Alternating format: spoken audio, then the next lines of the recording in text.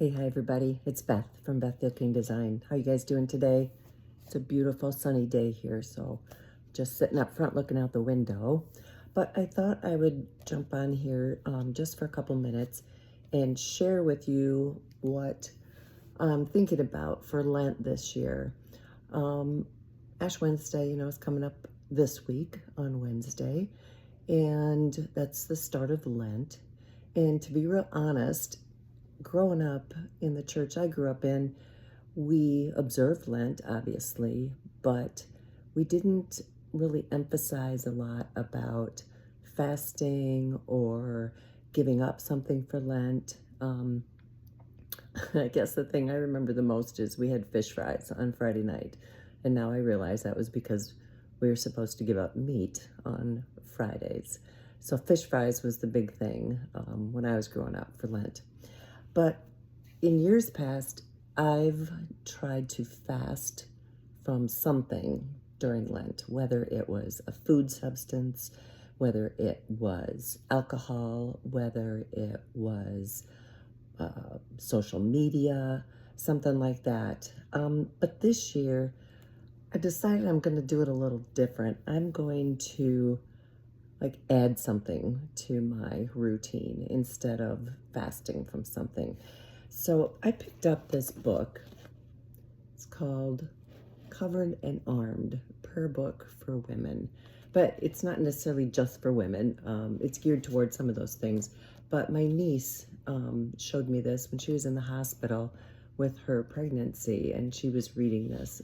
And it really has, given me some really great inspiration in my prayer life, because it's all about declarative prayer, declaring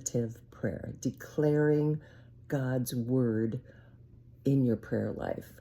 And obviously there are times when you go to God and you ask him for things, but I felt like I was kind of getting into a routine of, God, can you give me this? Can you help me with that? What about this? What about that? And it got, pretty routine. And then I started reading this book, and I got to tell you, it has, I don't want to say transformed, but it really has transformed my prayer life, where it's helping me to declare the authority of God, the authority that he has given us through Jesus, or the promises that he's given us in the Bible, and that we can use those things to pray over ourselves, our family, circumstances, because we know he keeps his promises, and those things are true. And when you declare that over something, it gives you power over that situation. It makes the devil flee. When he hears you proclaim Jesus' name and the power in Jesus' name, the devil doesn't want to be around that. So this has really been powerful for me.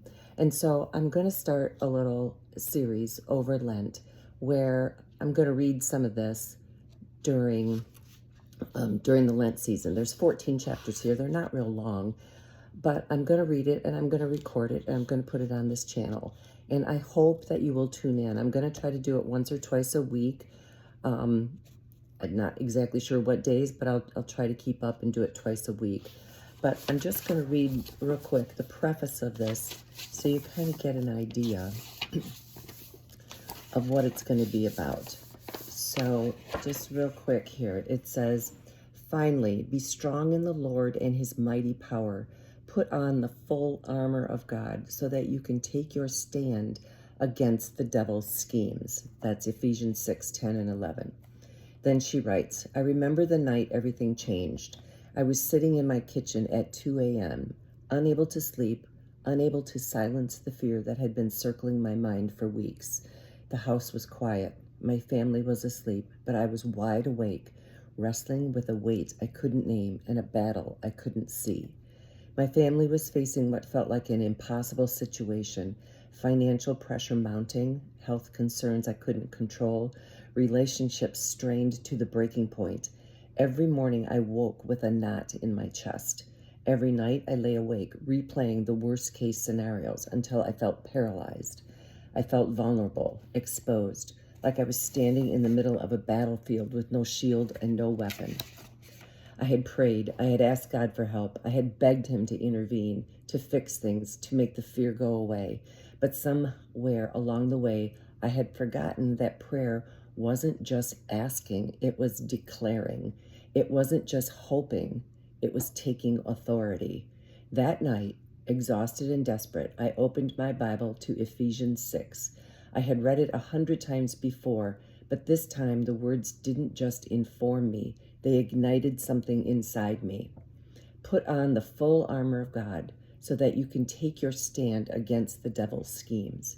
I sat there in the dim light of my kitchen staring at those words, and slowly a truth began to settle over me like a garment I had forgotten I owned.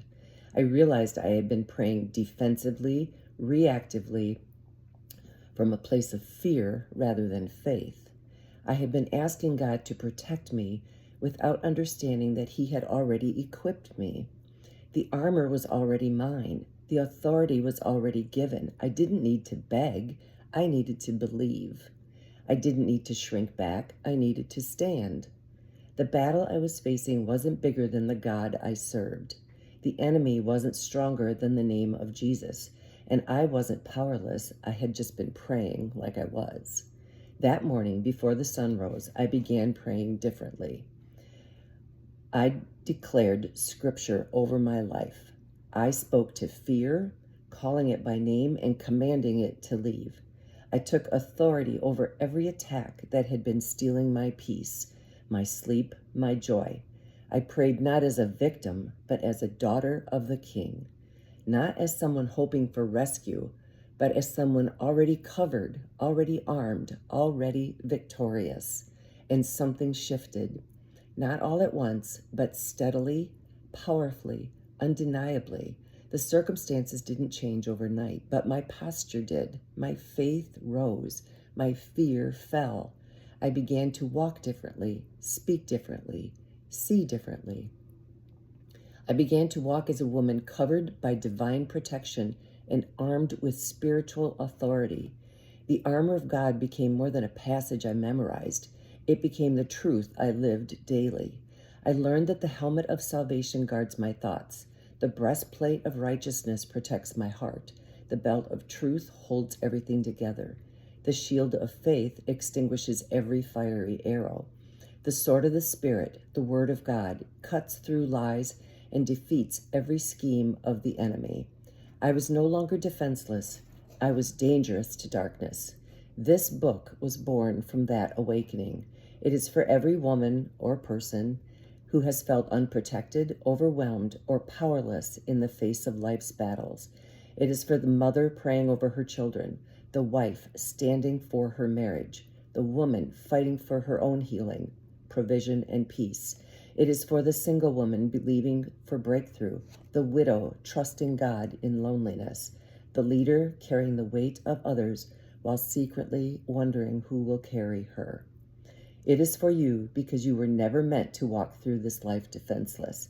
You are covered, you are armed, and every prayer you pray is a weapon of victory. May you find, as I did, that every battle becomes an invitation to trust the one who already won the war. The pages ahead are filled with prayers, some for morning strength, some for family protection, some for financial breakthrough, some for deliverance from fear. Use them as you need them. Speak them with faith. Believe them with your whole heart. And remember, you are not alone in this fight. With love and prayers, Abigail Ellington.